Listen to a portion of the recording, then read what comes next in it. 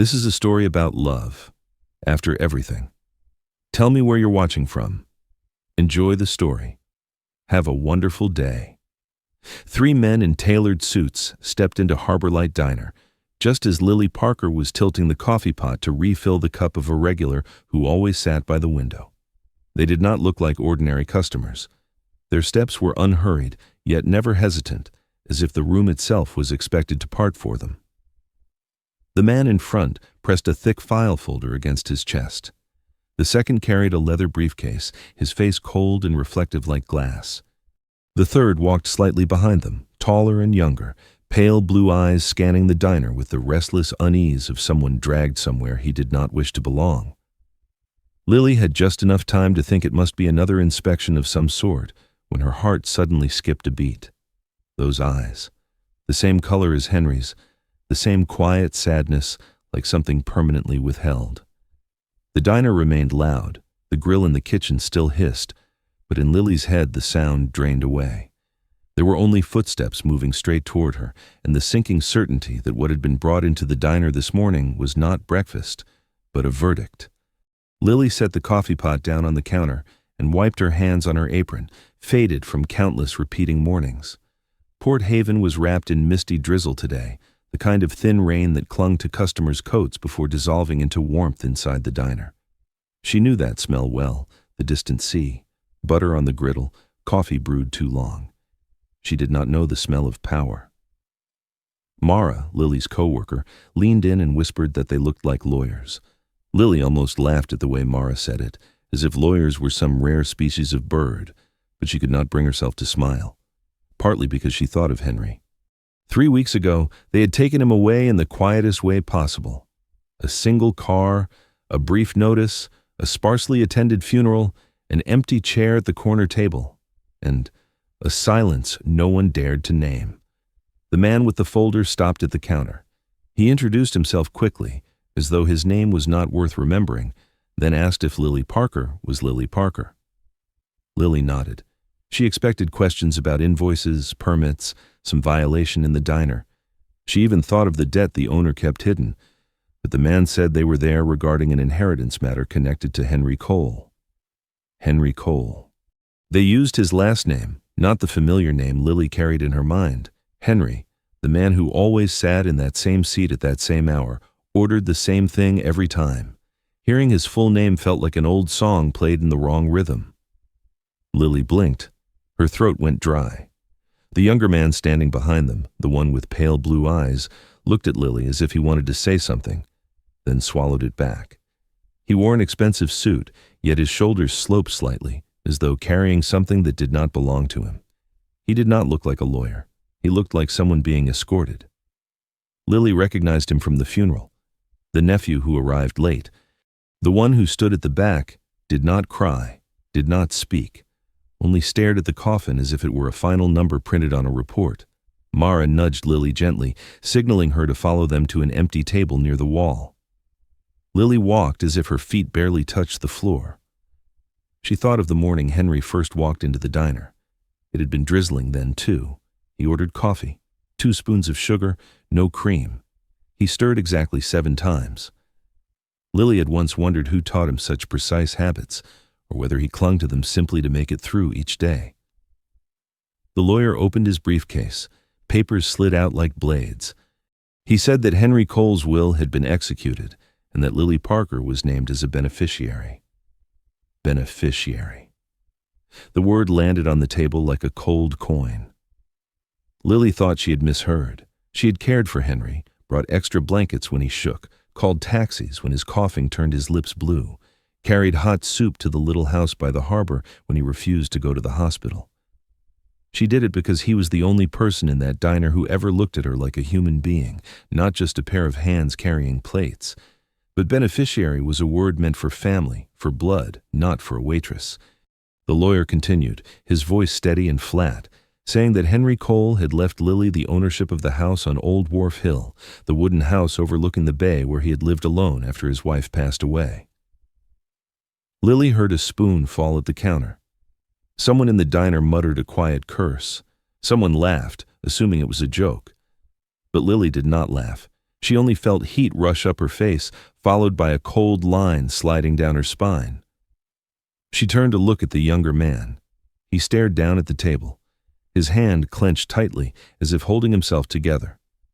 For a moment, Lily wondered if this was a trick, some elaborate setup to force her to sign something.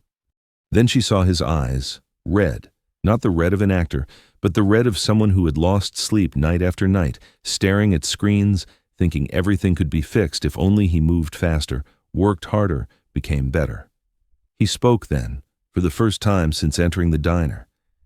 His name was Ethan Cole, Henry's nephew. The name felt strange to Lily. Ethan, not the kind of name she had imagined for the nephew Henry always referred to with a single word: busy. Busy in the way of people with full calendars, flights to catch, calls to answer, entire lives trapped inside their phones. Henry had once said that being busy was not a sin, but it was the easiest way to disappear from the people you loved. Lily inhaled. There was not enough air. She looked at the lawyer and said she did not want the house. She had not asked for it. She did not need it. She could not carry it. The taxes, the repairs, everything. She spoke too quickly, then stopped when she realized she was still wearing her apron, still in the middle of her shift, still had tables waiting for coffee. Her world was made of simple things, and this world had just dropped a key into her hands, heavy as stone. The lawyer said the will was legally binding.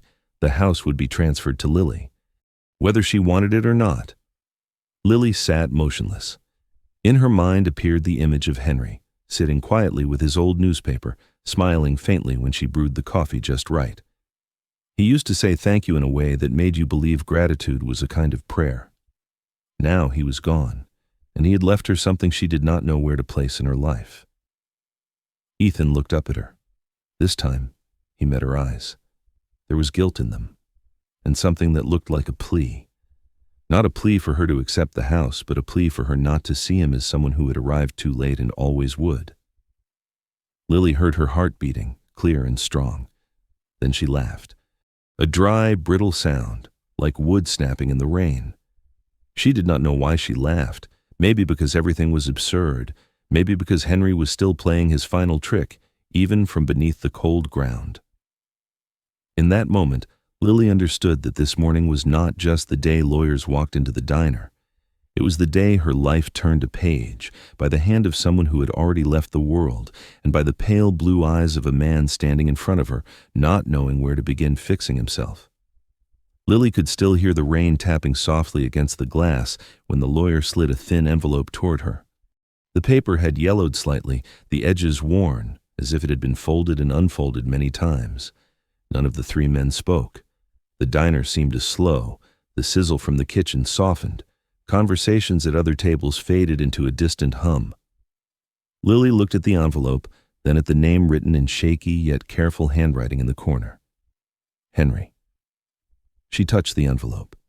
The paper felt cool, not the cool of an object, but the cool of time that had come to a stop. Lily suddenly thought of the last afternoon she visited his house.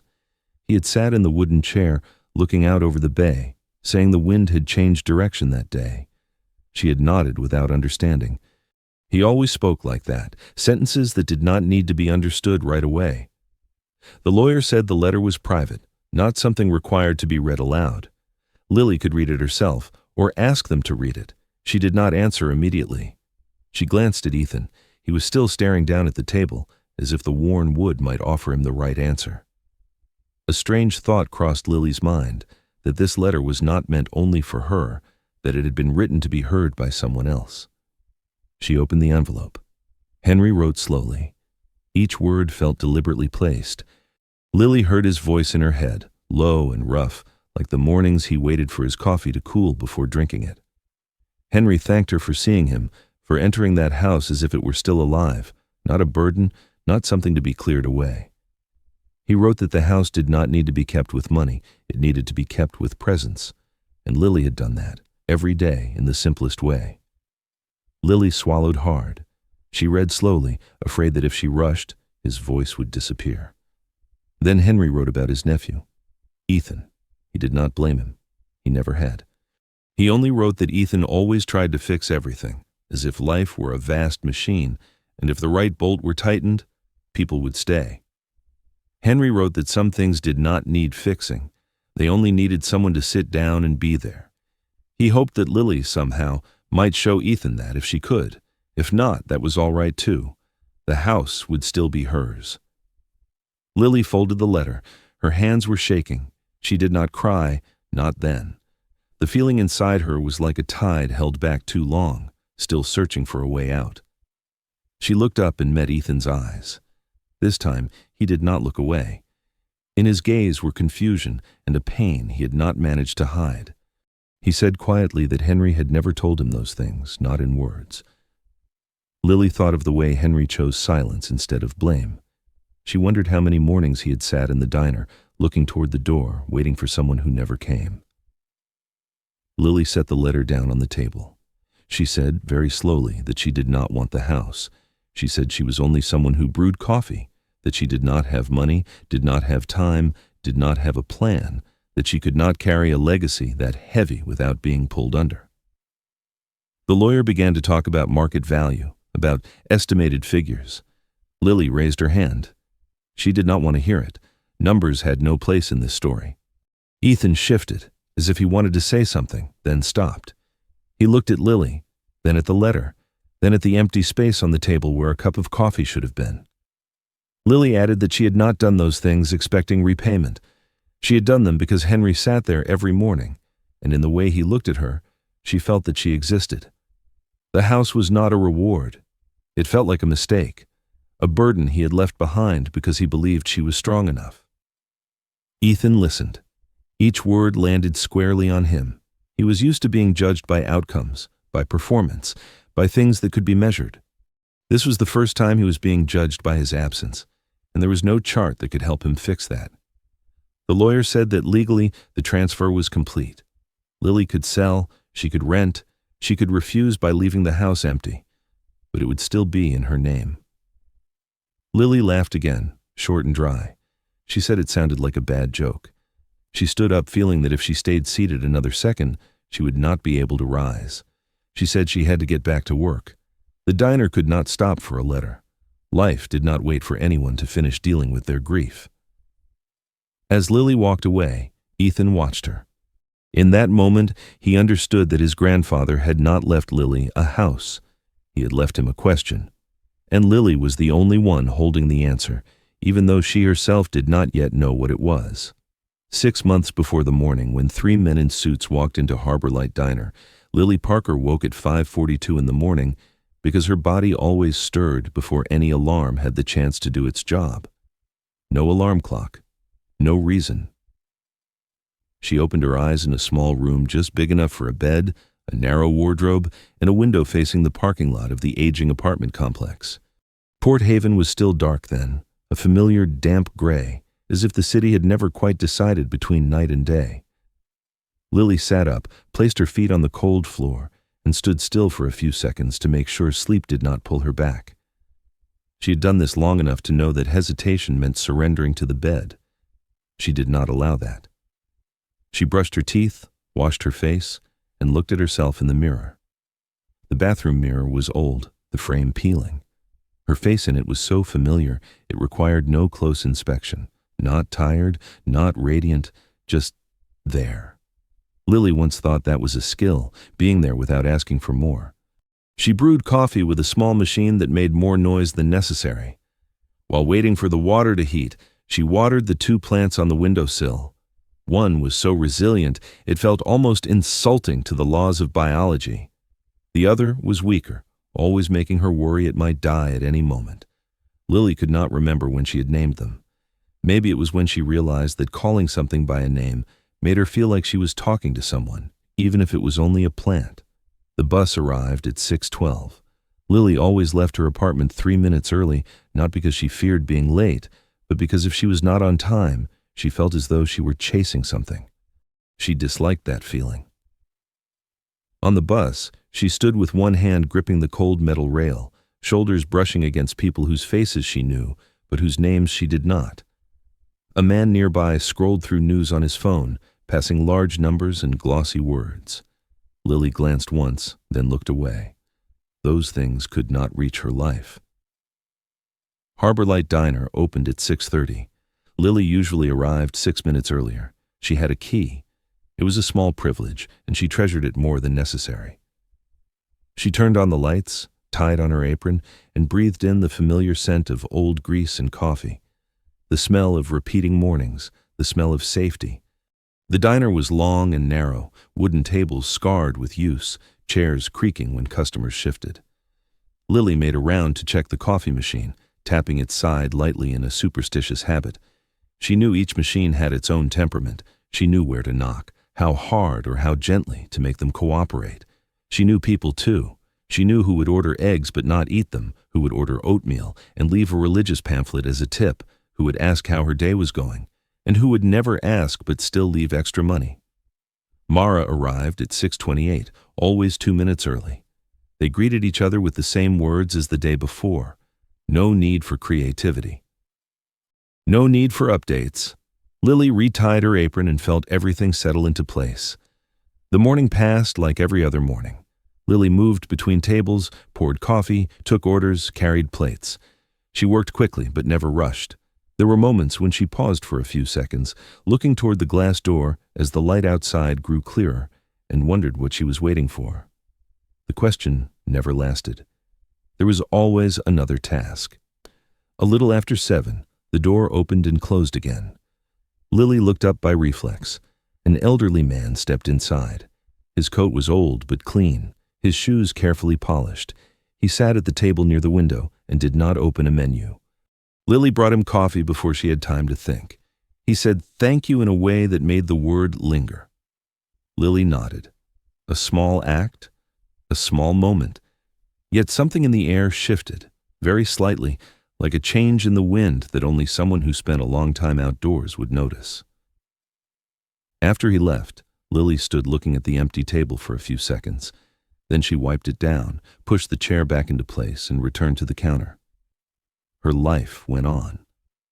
She did not know that that morning was the last time her life would exist entirely within things she understood. She did not know that the stability she relied on was only a smooth surface, hiding a current quietly pulling her elsewhere. 6 months earlier, Lily Parker believed she had chosen a life that was just enough. No climaxes, no collapses, just enough to stand steady. She did not know that those identical mornings were preparing her to meet someone who would look at her, and through that gaze, force her to look back at herself. The elderly man returned the next morning, right around the time Lily was setting the second coffee pot on the warmer. The diner door opened, the familiar bell rang. Lily looked up by instinct. He stood there in his old gray coat, hair neatly combed, posture slightly stooped but his steps steady. He did not look around. He knew exactly where he wanted to sit, the table by the window, the one facing the harbor where the thin mist always lingered longer than anywhere else. Lily brought the coffee before he had a chance to order. She could not remember when she had decided to do that. The moment she saw him, her hand simply reached for the pot. 2 spoons of sugar. No cream. He looked at the cup, mildly surprised, then lifted his eyes to Lily. Something brightened in his gaze, faintly, like someone switching on a small lamp in a room long unused. He told her she was good at this. Lily asked if he meant good in a frightening way or good in a praiseworthy way. He laughed, the lines around his eyes deepening, and said both. Lily found herself smiling too, an effortless smile. He stirred his coffee. Lily noticed the way he did it, slow, even. 7 turns, no more, no less. Then he took a newspaper from his coat pocket, not that morning's paper. The pages were slightly yellowed, carrying the scent of age mixed with ink. Lily returned to the counter, but her peripheral vision stayed on that table. She did not know why she was paying attention to such small movements. She only knew that something about this morning felt different, even though everything was unfolding exactly as usual. He came in at the same time every day, almost to the minute. Lily did not ask his name until the 4th day. By then, she was already used to preparing his coffee the moment she saw his silhouette at the door. He looked at the cup set down in front of him, looked at Lily, and then said his name. Henry. A simple name, but when he said it, it carried an entire lifetime. Lily said her own name. The two names hung side by side in the diner air, not ceremonious, not promising anything, simply spoken. Their conversations were never long, often just a few sentences, sometimes none at all.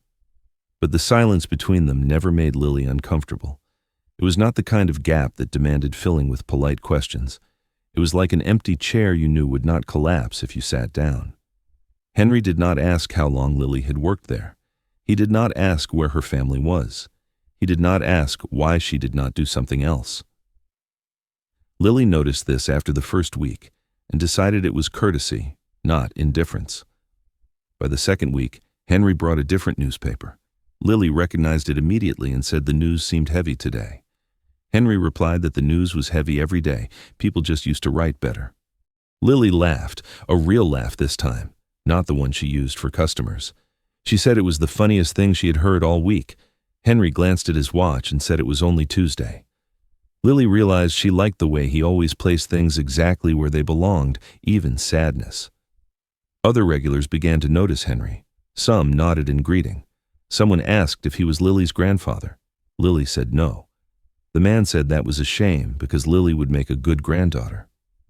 Lily did not know how to respond and turned away to fetch more coffee, but the comment stayed with her longer than it should have. By the third week, Henry stayed longer in the diner. Instead of leaving at his usual time, he remained seated for another 15 minutes. Lily asked if he was in a hurry. He said there was nowhere he needed to be. After saying it, he hesitated slightly, as if he had not meant to voice it aloud. Lily pulled out a chair and sat across from him. Technically, it was not allowed. Lily realized she did not care. Henry told her he lived 10 minutes away on foot, in an old house too large for one person. He spoke of his wife, who had passed many years earlier, of his son who had moved far away, of a grandson who lived in the city but was very busy. The word busy landed between them on the table, heavy. Lily said she was sorry.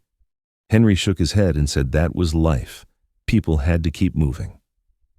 Lily heard something in his voice that did not fully agree with his own words. When Lily stood up, she told him the next cup of coffee was on her. Henry said it was not necessary. Lily said she wanted to. He did not drink that cup. He only held it, watching the steam rise. The scene repeated itself on the days that followed. Henry came. Lily brewed the coffee. Some days they talked, some days they did not. But his presence became a quiet anchor in Lily's mornings. She did not realize exactly when Henry shifted from being a regular customer to becoming part of the rhythm of her life.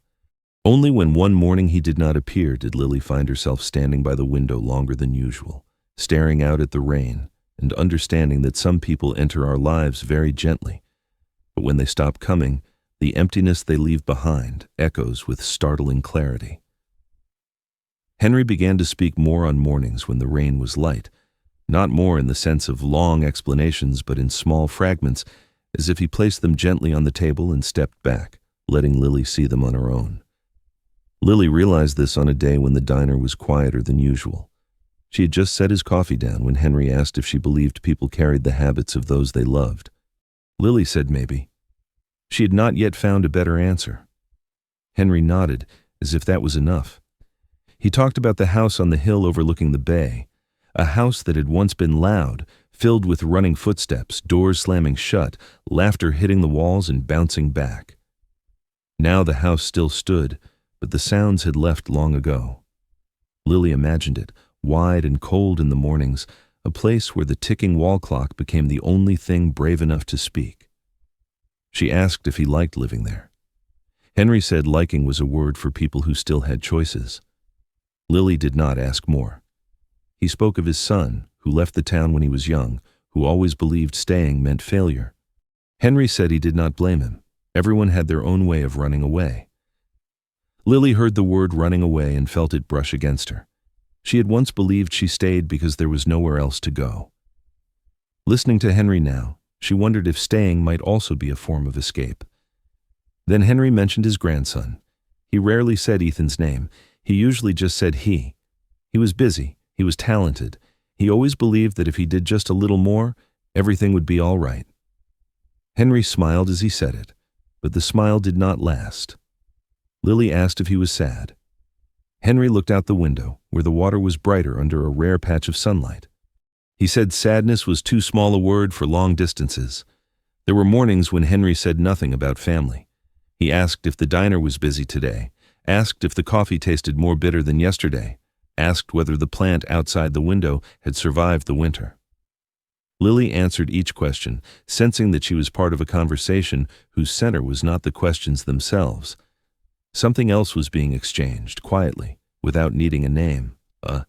One day, Lily brought a thin scarf out to Henry's table. It was not very cold yet, but the wind off the bay made his shoulders tremble slightly. Henry looked at the scarf and paused. He did not take it right away. Lily draped it over the back of the chair and said that if he needed it, he could use it. Henry nodded. When he left, the scarf was still there. Lily folded it and kept it behind the counter. The next day, he used it. He did not say thank you. Lily did not mention it. Henry began to stay in the diner longer. Instead of leaving when Lily was busiest, he waited until the crowd thinned. Lily noticed that she often pulled a chair across from him at those times. Not because she needed a break, but because she did not want to leave. Henry did not ask why she was not married. He did not ask why she had not moved somewhere else. He only asked if she was tired. Lily said no, then stopped, corrected herself, and said sometimes. Henry said sometimes was an honest answer. Once, another regular asked Lily if Henry was her relative. Lily was about to answer as she always did, but Henry spoke first. He said Lily was family in a way that did not require paperwork.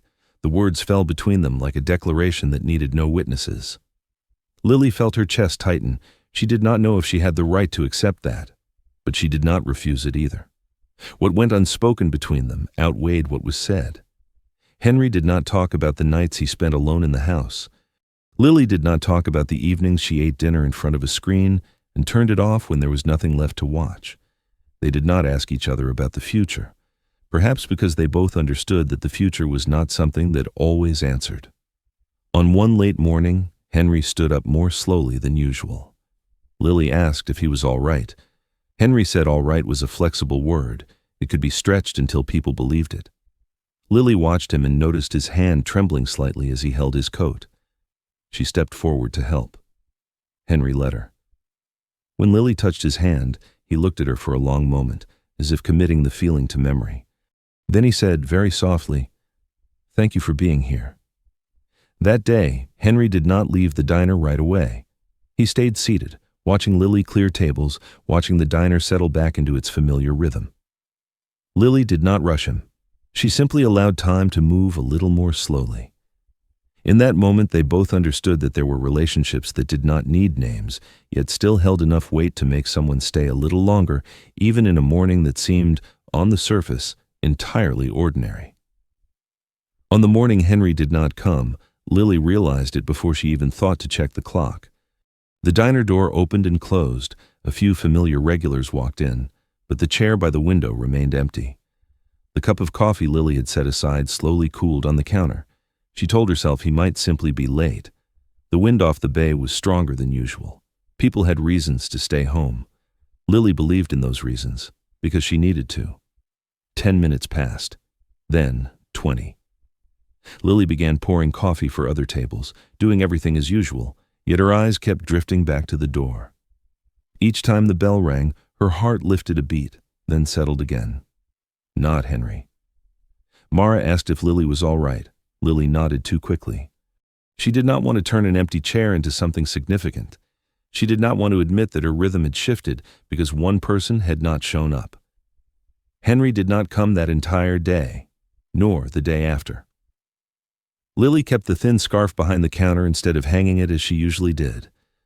She thought about the house on the hill, thought about the wind, thought about the way Henry had stood up more slowly on the last morning she had seen him. She did not have his phone number. She did not have the right to ask. But by the third day, when the chair was still empty, Lily felt a weight in her chest, like she was carrying something that did not belong to her body. That afternoon, after her shift, Lily bought a container of hot soup from the place next door. She did not know what she intended to do until she found herself standing on the road that led up Old Wharf Hill. Henry's house was there. She'd been there a few times before, bringing food, bringing newspapers. Each time she had reminded herself that it was temporary. But standing at the gate now, she was no longer sure what was temporary and what was staying. Henry opened the door after a long moment. He looked thinner.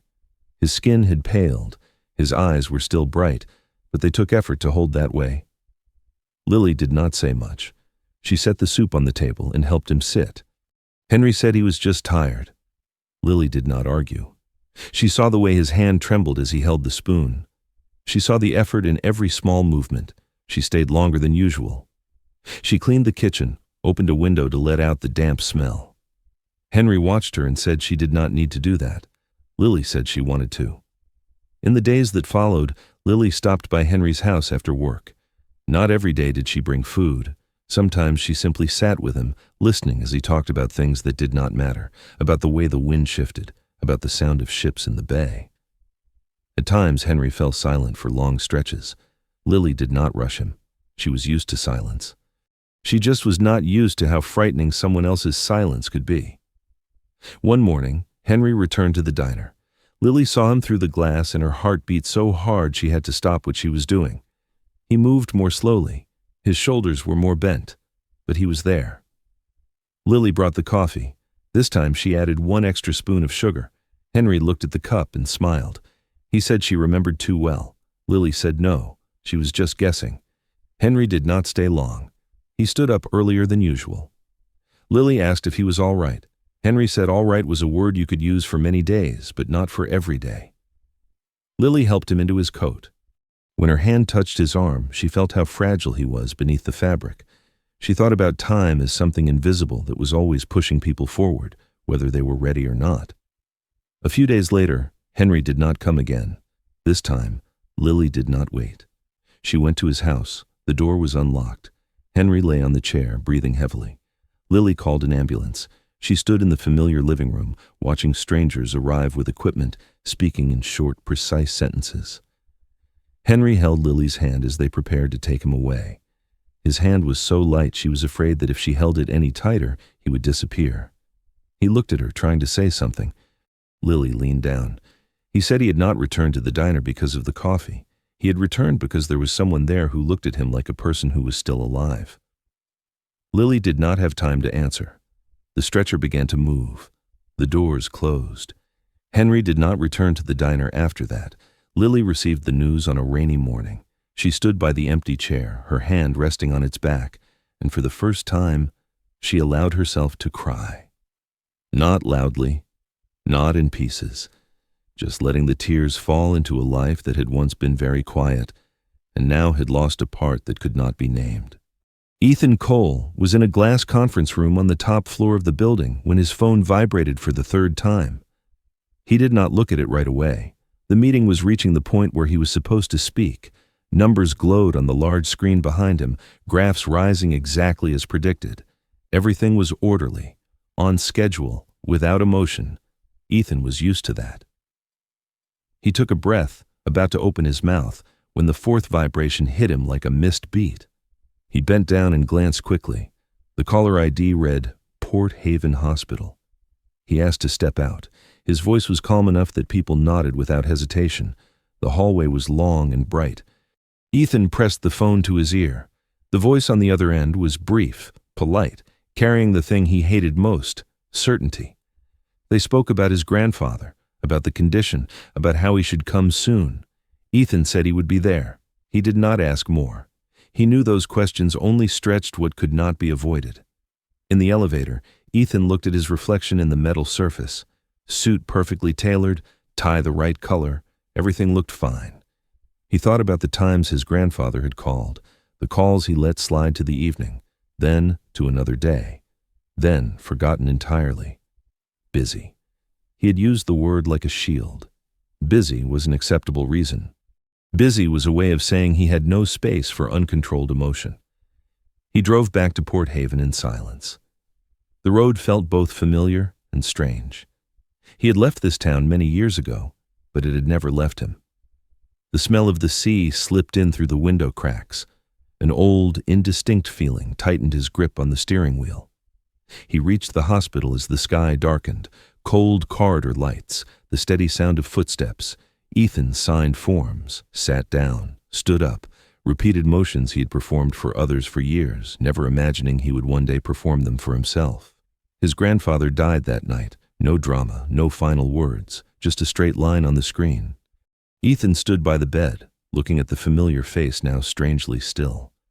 His grandfather looked older than he remembered, smaller than he remembered. Ethan placed his hand on the blanket over his chest. He wanted to say something, anything. But in his mind, every sentence arrived too late.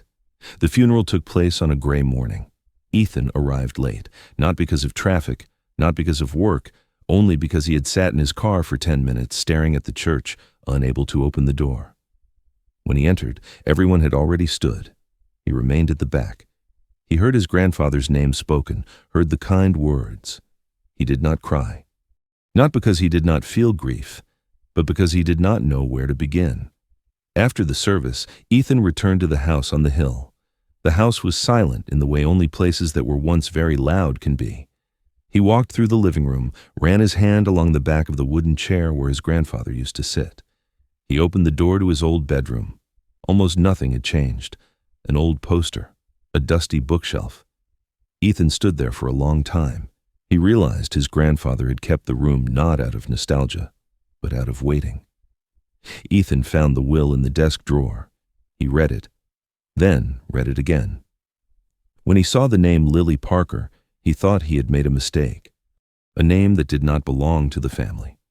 A name he had never heard. He called the lawyer, listened to the explanation, heard his own voice asking unfamiliar questions. Why? How?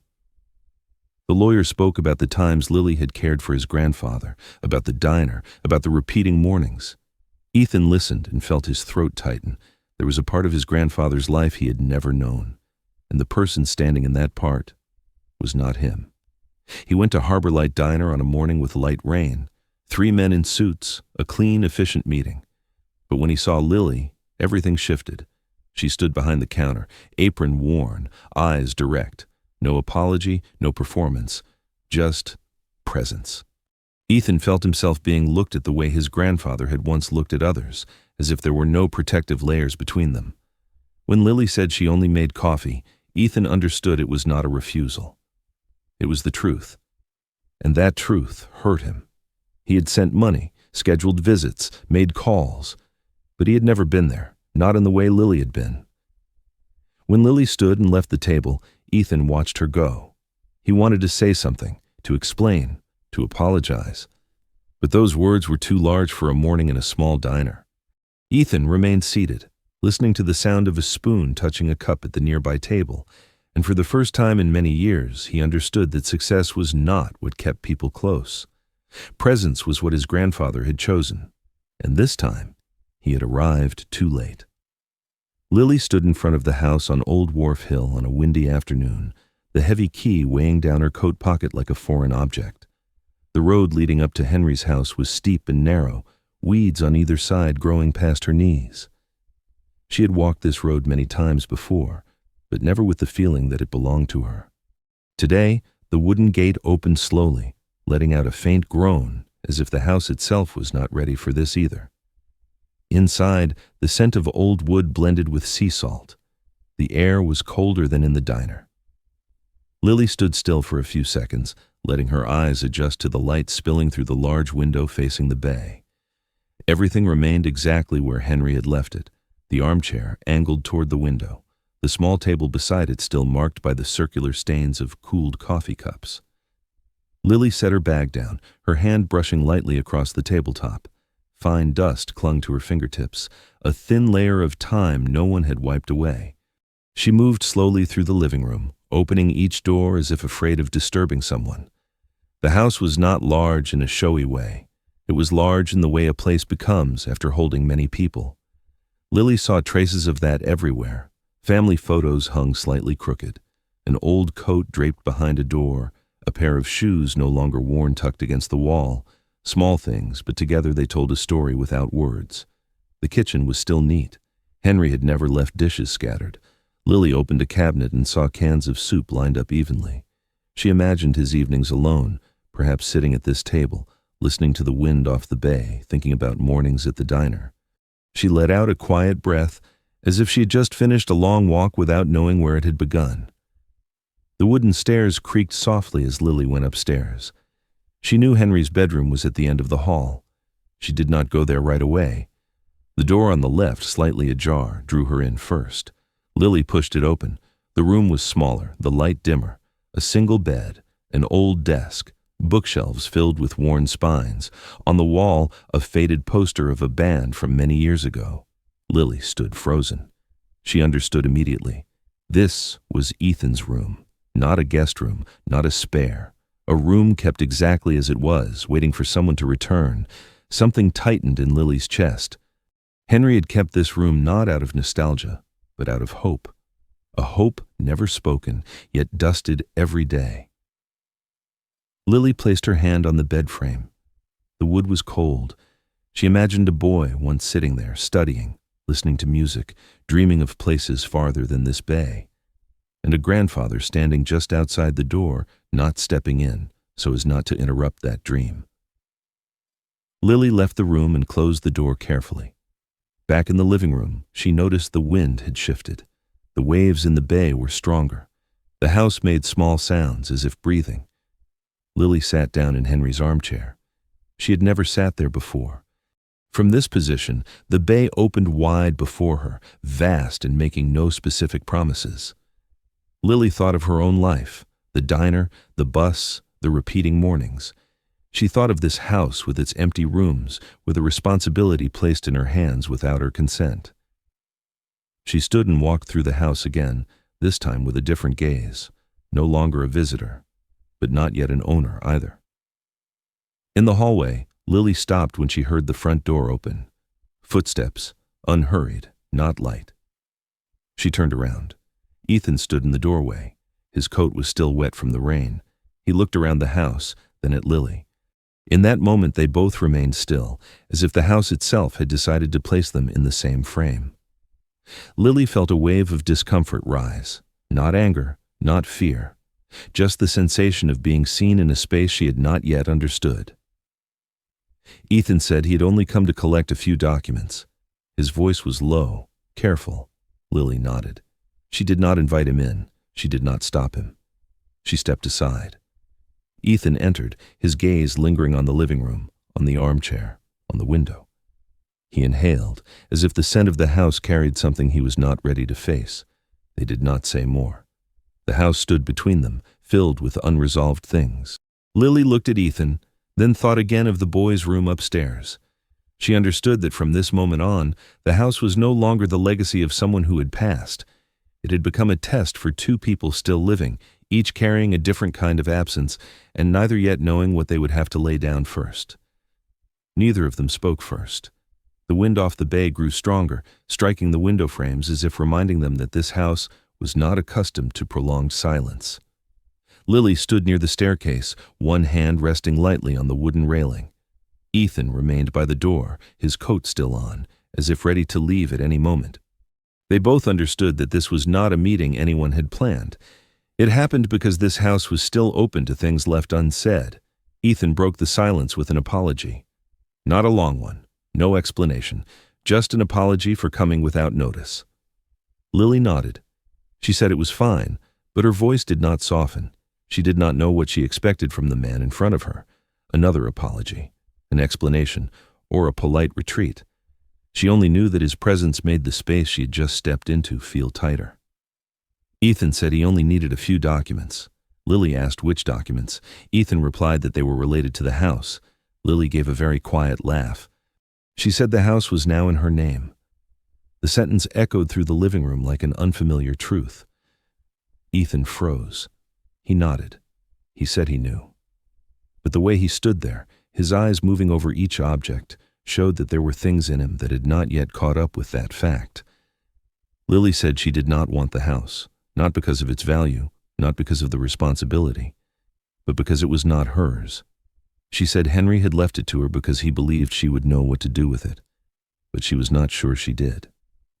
Ethan listened. He did not interrupt. He said Henry had thought carefully before making the decision.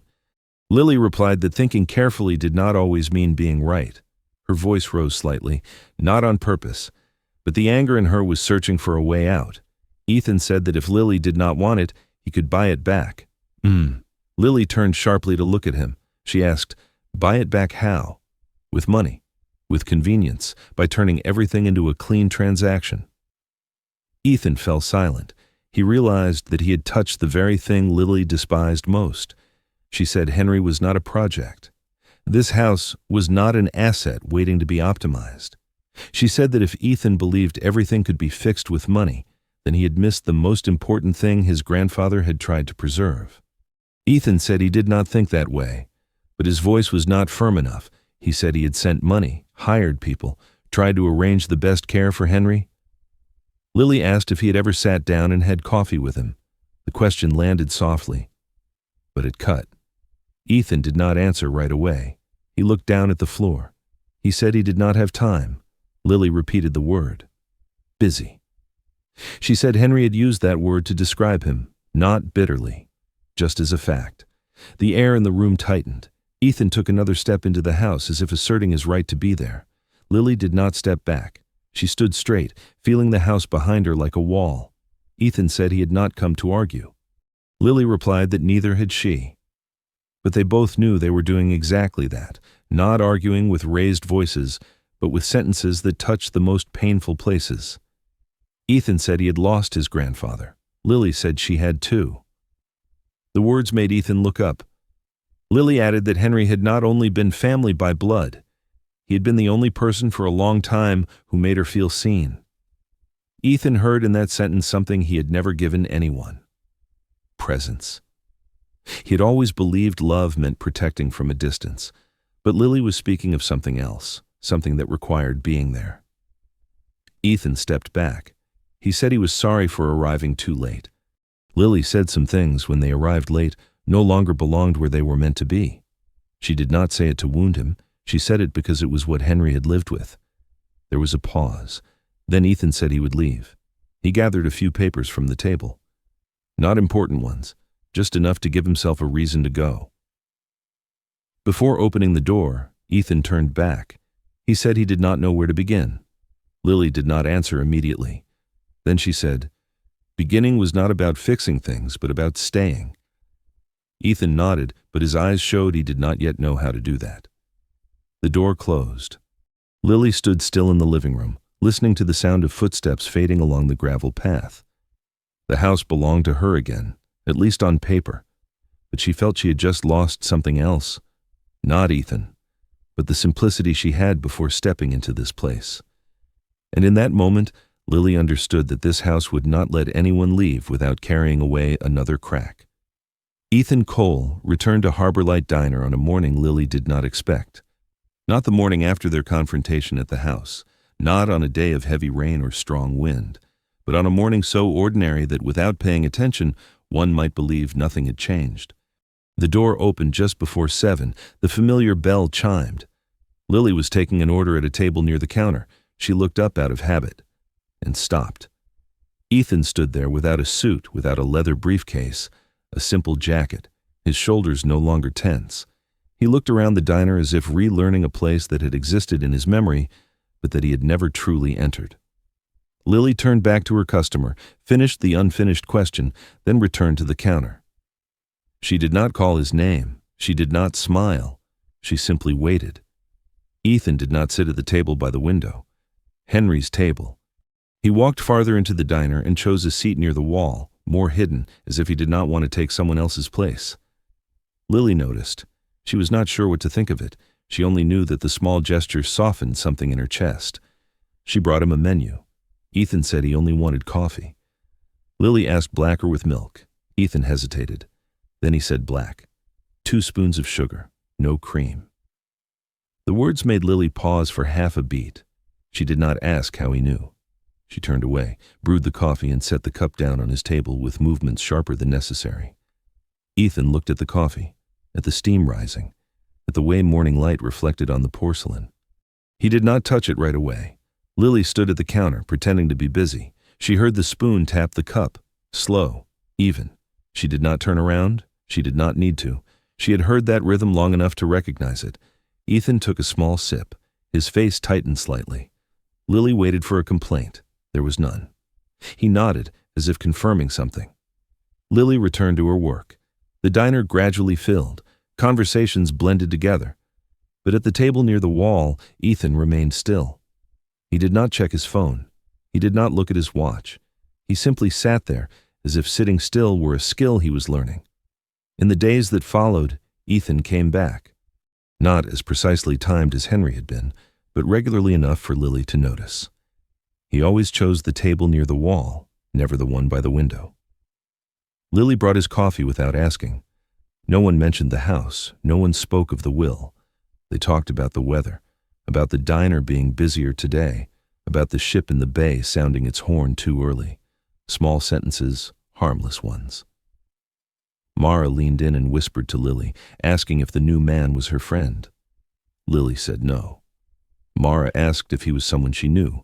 Lily said not exactly. She did not know what to call this connection. She only knew that each morning Ethan appeared. Her work rhythm was not disrupted, only adjusted slightly, like adding a chair to a room, not taking space, but making it feel fuller. One morning, Lily set the coffee down on Ethan's table without looking at him. Ethan said thank you, for the first time. His voice was low, slightly uncertain, as if the word was not accustomed to being used for things that could not be bought. Lily nodded. She said nothing more. But when she turned away, she realized she was smiling. Not for him, for the feeling that some things did not need to be named in order to exist. Ethan began to stay longer, not long enough to pull out a chair and sit across from Lily the way Henry once had, but long enough for Lily to sense that he was waiting for something. One morning, when the diner was quieter, Lily stood by his table longer than usual. Ethan asked if she was tired today. The question surprised her. No one here usually asked that.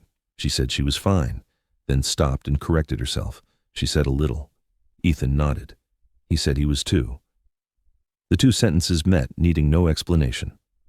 Another regular looked at Ethan and asked if he was Henry's grandson. Ethan answered yes.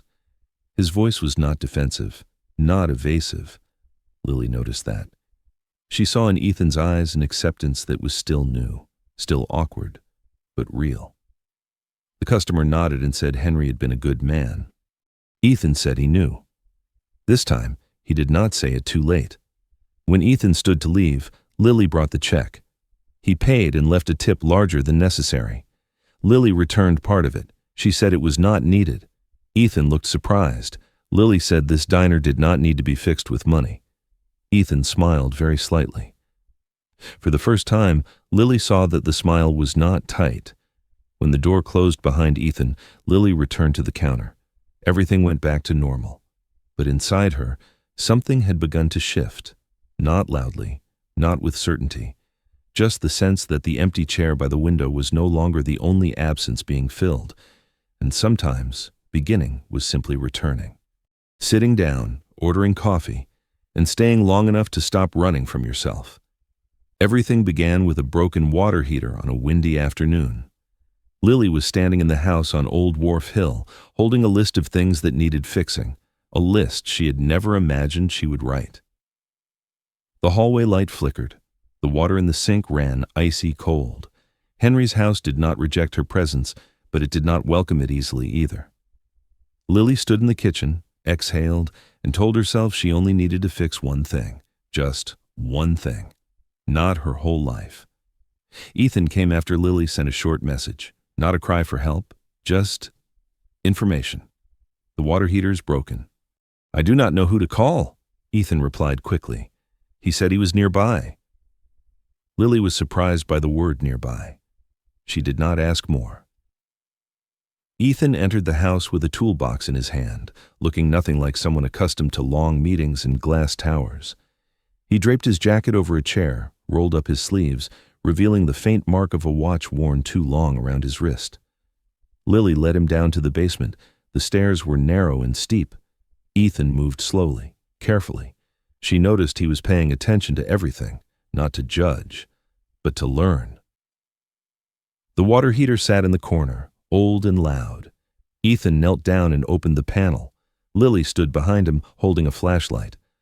They did not talk much. The sound of metal touching metal rang dry in the air. Ethan frowned, muttering a few words about parts and age. Lily did not understand, but she felt at ease having someone there with her, facing a specific, tangible problem together. Eventually, the water ran warm again. Not perfect, but enough. Ethan stood up and brushed off his hands. Lily said, "Thank you." Ethan shook his head. He said it was what his grandfather used to do, fixing small things so he would not have to face the larger ones. The words left both of them silent for a moment. Lily looked at him and saw that the truth in that sentence did not belong only to Henry. They sat on the front steps as evening settled in. The bay below shifted color from gray to deep blue. Ethan said he used to hate this place, too small, too slow. Lily asked when he started hating it. Ethan thought for a moment, then said when he realized he wanted to leave more than he wanted to stay. Lily nodded. She said she had never left, but she was not sure she had truly stayed either. The repairs that followed came more naturally. Ethan brought paint to patch a peeling wall. Lily held the ladder. Her hands trembled when she stood high up. Ethan held it steady and told her to take it slow. No one was in a hurry. Lily realized how rarely she heard that sentence. No one was in a hurry. Simple words, but spoken at the right moment, they felt like permission. They talked more, not about the will, not about money.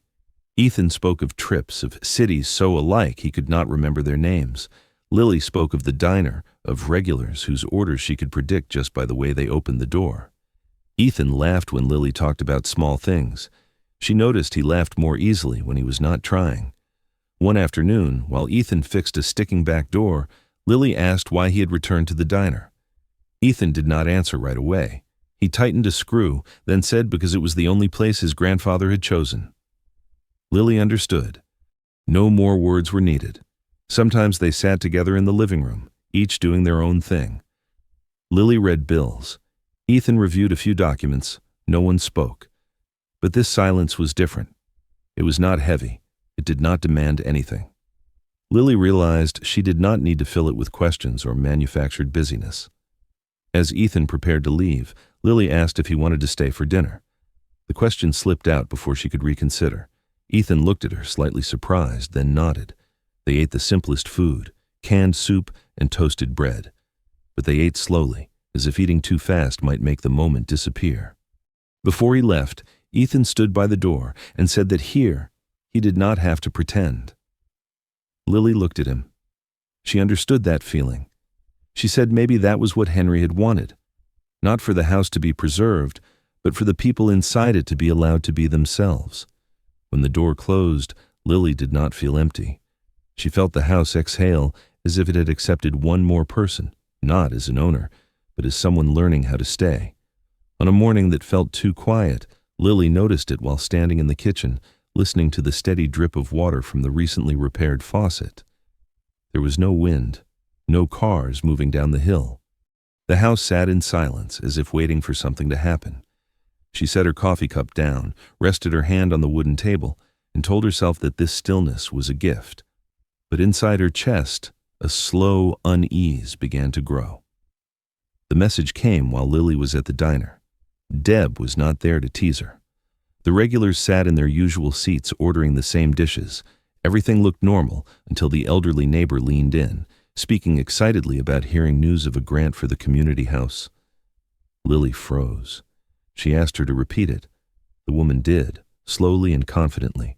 A local fund, an application had been submitted. Ethan's name was on the paperwork. Lily felt the blood drain from her face. She smiled out of habit, finished serving the table, then asked to step into the back. The storage room was narrow and dim. She leaned against the wall and closed her eyes. Ethan had done it, behind her back, without asking, without waiting. Part of her wanted to believe he did it for the house. Another part knew better. He did it because he could not bear watching her exhaust herself. She walked home. The uphill road felt longer than usual. When she opened the door, Lily saw Ethan sitting in the living room with his laptop open, papers spread out. He looked up.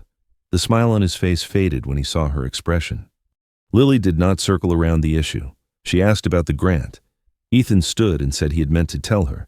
He just had not found the right moment. Lily laughed, a dry, humorless sound. She said the right moment never comes when someone decides on another person's behalf. Ethan said he was not paying for anything. He was only connecting people. Lily cut him off. She said connection was power too. It was still deciding for someone else. The house seemed to draw in around them. Wind rose outside and struck the windows. Ethan stepped forward, then stopped. He said he could not stand by and watch her carry everything alone. Lily replied that she was not asking him to stand by. She was asking him to stand with her, without pulling. The words that followed came fast and sharp. Lily spoke about the years she had spent learning how to manage on her own, about the fear of owing anyone anything. Ethan spoke about the helplessness of arriving too late for his grandfather, about the silent promise he made to himself that it would never happen again. Two fears collided, neither willing to give way. In the end, Lily said she needed space. Ethan nodded. He gathered the papers slowly. Before leaving, he said he was sorry for deciding in her place. Lily did not answer. The door closed softly, but the sound echoed for a long time. The days that followed felt heavy. Ethan did not come to the diner. Lily still served coffee, still smiled at customers, but everything felt as though it were behind a sheet of glass. The house on the hill grew quieter than before. Lily tried to focus on work, on bills, on things she could control. But each time she looked at the staircase leading to the basement, she remembered the awkward repairs, the unexpected laughter. One afternoon, Lily received a confirmation letter. The application had passed its initial review. Not money, just a promise of consideration. She sat down on the steps and read it several times. She felt a slight lightness, followed by a heavier weight, because she knew Ethan had spent time on this. Time he could have used to avoid his own feelings. That evening, Lily walked through the house, touching familiar objects. She stopped by the chair where Henry used to sit. She remembered his words about fixing small things. A realization tightened her throat. Maybe she and Ethan were trying to fix each other in the wrong way. She sent a short message, not long, no accusations, just saying they needed to talk, not to decide anything, just to understand. The message was read. There was no immediate reply.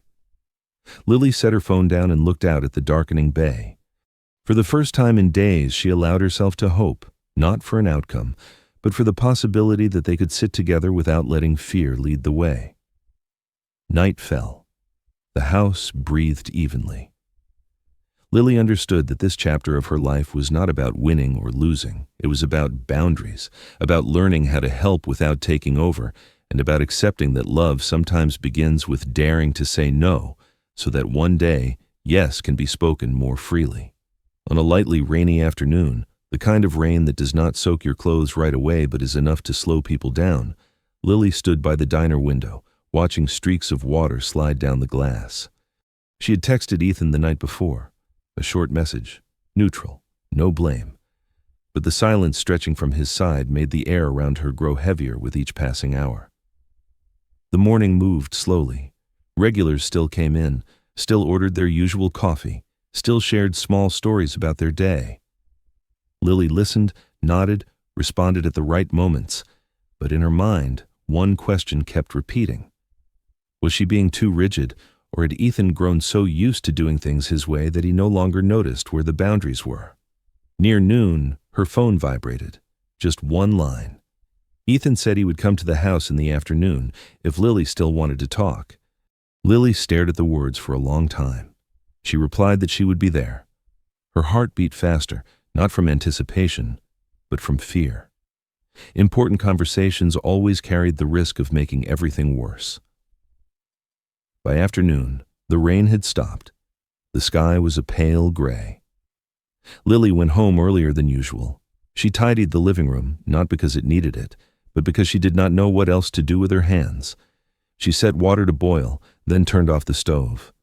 When she heard a car stop outside, she stood still for a few seconds before opening the door. Ethan stood there, his coat slightly damp at the shoulders. He looked tired. Not the tiredness of lost sleep, but the kind that comes from thinking too much. They greeted each other with an awkward nod. No hug, no questions. Lily invited him in. They sat across from each other, the small wooden table between them like a visible boundary. Ethan spoke first. He said he had been thinking about what Lily said, about power, about deciding on someone else's behalf. He admitted that he was used to acting, fixing, moving ahead. Silence made him feel useless. Lily listened. She did not interrupt. She realized this was a rare moment when Ethan spoke without trying to persuade. Lily replied that she did not hate help. She only feared the feeling of owing someone. Feared that one day all her choices would be weighed against what others had done for her. Her voice trembled slightly, but it did not waver. Ethan lowered his head. He said he had never thought of it that way. For him, helping was the only way he knew how to show he cared. That sentence softened Lily. She understood they were speaking about the same thing in two different languages, but understanding did not mean resolving. The air in the room thickened, then settled. Ethan asked Lily if she thought they could find a way to work together, not with him leading, not with her carrying everything, but a third way, still unnamed. Lily did not answer right away. She looked around the room. The old walls, the small scratches. She thought of Henry, of the afternoons he sat in silence, fixing nothing, simply being there. She said she did not know, but she wanted to try. Not because of the house, but because she did not want to miss the chance to learn how to trust. Ethan exhaled, as if he had been holding his breath for a long time. He said he would step back. No more applications, no more calls, unless Lily agreed. Lily nodded. A fragile agreement, but a real one. They sat for a while longer without speaking. This silence was not tense. It felt like a necessary pause. When Ethan stood to leave, Lily unexpectedly asked if he wanted to stay for coffee. Ethan looked surprised, then smiled faintly. They drank coffee in the kitchen. They did not talk about money. They did not talk about plans. They spoke only of small things. Work. A book Ethan was reading. A soup Lily wanted to try making. When he left, it was already dark. Lily stood at the door, watching his figure fade down the slope. She did not feel as heavy as before, not light exactly, but more balanced. She knew this conversation did not fix everything, but it opened a different door. Not the door of quick solutions, but the door of patience. That night, Lily sat alone in the living room, thinking about learning how to let others step in without losing herself. She understood that this chapter was not about who was right or wrong. It was about two people carrying their own fractures, learning how to place them side by side without causing more harm. And for the first time in many days, Lily slept well, not because everything was fine, but because she knew they were moving in the right direction. One morning, Lily woke without the familiar weight in her chest. Not exactly relief, just an emptiness that was easier to breathe through. Pale light filtered through the curtains. She lay still for a few seconds, listening to the familiar creaks of the old house. Everything was still there, but something had shifted, very slightly. Lily arrived at the diner earlier than usual. She wiped down the counter, arranged the cups, turned on the coffee machine. The smell of coffee spread, warm and steady. Deb appeared behind her, studying Lily more closely than usual. She did not speak right away. She set her bag down, crossed her arms, then asked if Lily had slept well. Lily nodded. Deb nodded back. That was enough. No analysis needed. The morning passed with a strange kind of normalcy. Ethan did not come, but his absence no longer ached the way it had before. It felt like an accepted space, not something being avoided. Lily realized she was smiling at regulars without forcing it. She was here, truly here. In the afternoon, Lily stopped by the house on the hill. She brought an old notebook with her, not to calculate anything, just to write down what needed doing in her own way. She wrote slowly. Fix the porch roof, clear the back garden, clean the downstairs windows. Small tasks, tasks she could complete with her own hands. She did not write about grants. She did not write about money, not yet. A car pulled up outside. Lily looked up. Ethan stepped out, no laptop, no papers, just a small canvas bag. He stood at the entrance, waiting for Lily to see him. He did not walk in on his own. Lily noticed immediately. A small change, but a clear one. She invited him in. Ethan said he had only come to return a few things he had found in the house the other day. An old book, a broken watch. He set them on the table, then stepped back. No further explanation. Lily thanked him. She asked if he wanted to walk around the garden. Ethan nodded. The back garden was still messy. Tall weeds, dry soil. Lily bent down and pulled a few weeds. Ethan followed, slower, more awkward. They did not talk much, just a few short exchanges about the weather, about the soil needing water. There was no tension, no heavy silence, just two people in the same place, doing something unimportant together. Ethan broke the quiet with a small comment. He said he had declined a meeting that morning. Lily looked up, slightly surprised. Ethan explained that he did not want to fill every empty space with work anymore. Lily did not praise him. She did not comment. But inside, she felt a new kind of respect. They sat down on the back steps. Ethan asked about the notebook. Lily said she was trying to imagine the house not as a burden, but as a place that could be lived in. Ethan listened, really listened. He did not suggest. He did not correct her ideas. He simply nodded when it felt right. Lily noticed how that softened her. She spoke about her fear that if things grew too large, she would lose control. Ethan admitted he feared slowness, feared that if he did not act, everything would slip away. The two fears sat beside each other, not colliding, just existing. Before leaving, Ethan asked Lily if she wanted to have dinner together that evening. Not at a restaurant. Just take food home and eat in the kitchen. Lily hesitated for a second, then she nodded. She set one condition. No talking about plans, no talking about the future. Just eating. Ethan agreed immediately. That evening, they sat across from each other in the small kitchen. Yellow light, simple food. They talked about small things, an old movie, a childhood memory of Ethan's, an afternoon Lily once skipped school to work. None of the stories led to any grand conclusion, but each one was real. When Ethan left, Lily stayed behind in the kitchen, washing dishes alone. She realized she did not feel crowded. She did not feel indebted. She only felt that someone had passed through her life without leaving a mark.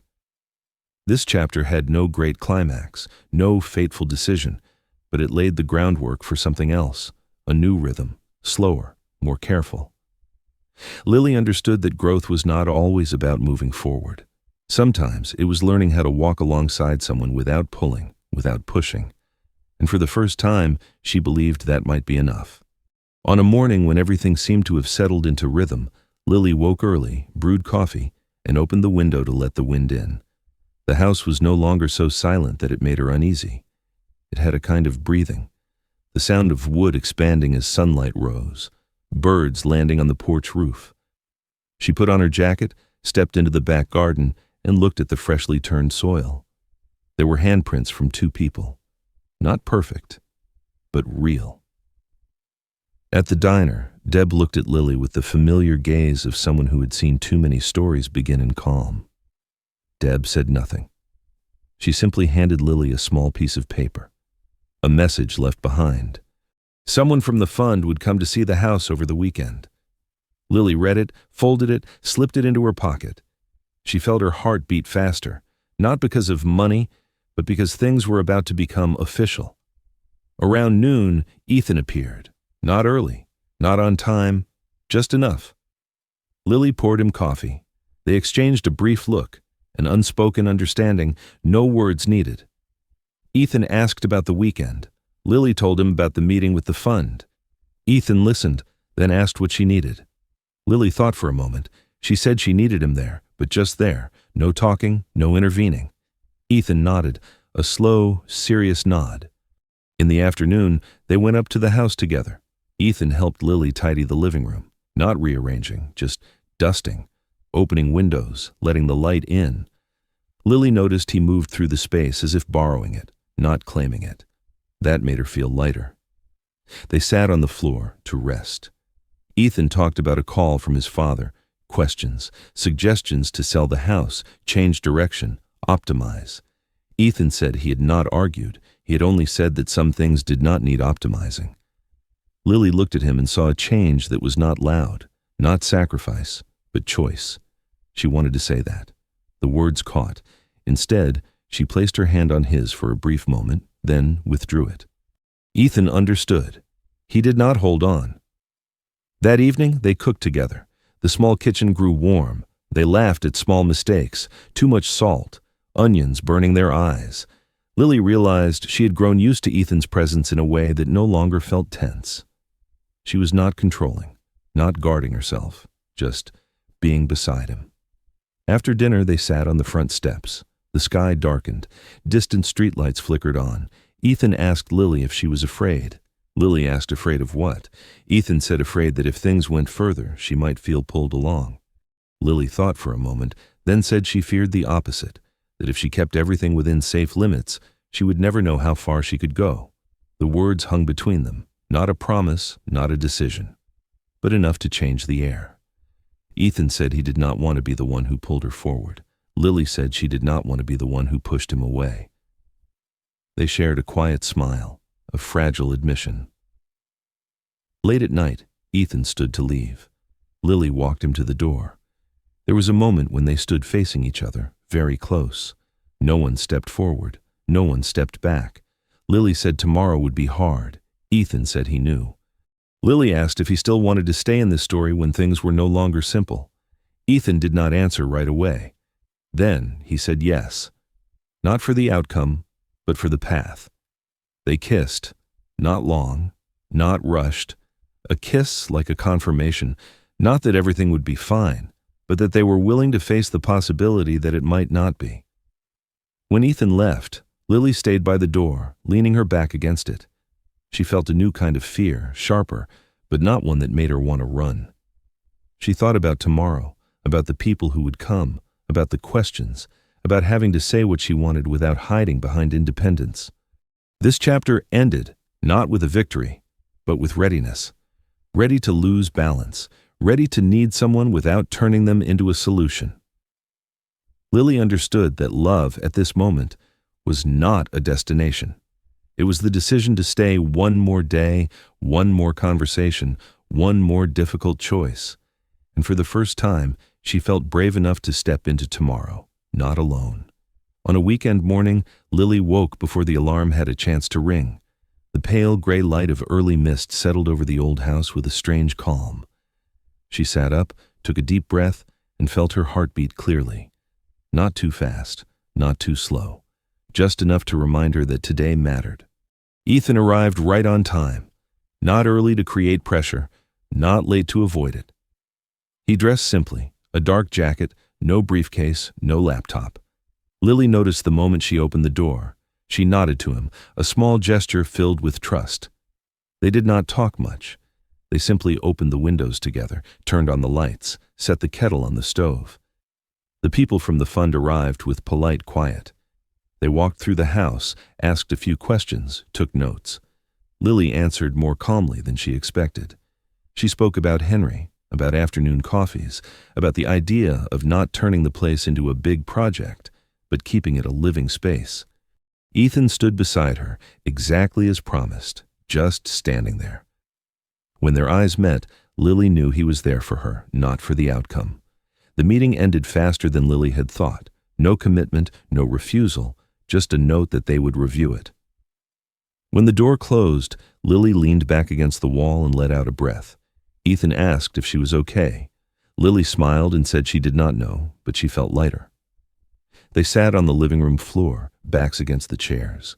The house was quiet. No more tension, no more waiting. Ethan said that no matter the result, he still wanted to stay, not in the house but in Lily's life.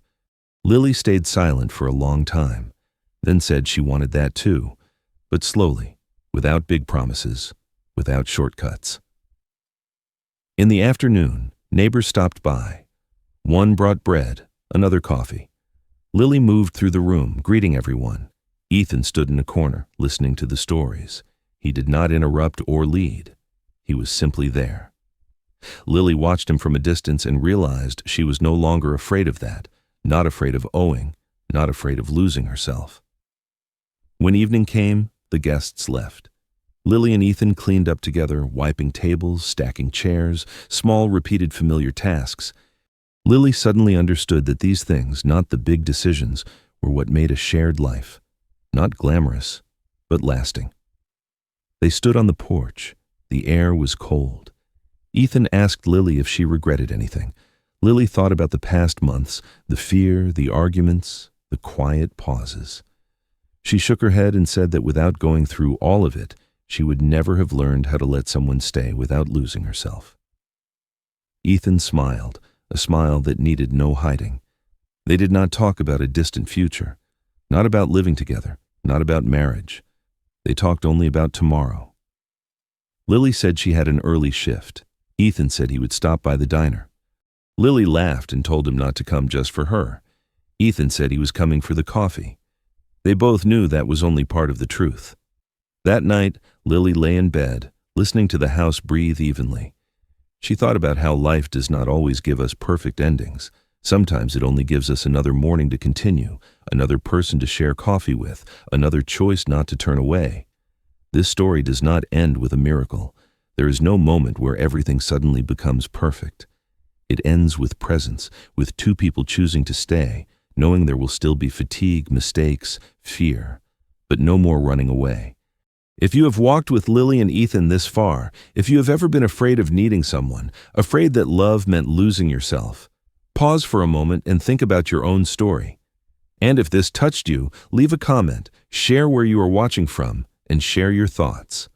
Do not forget to like and subscribe to the channel Love After Everything to continue alongside stories of love, healing, and the choice to stay, one day at a time.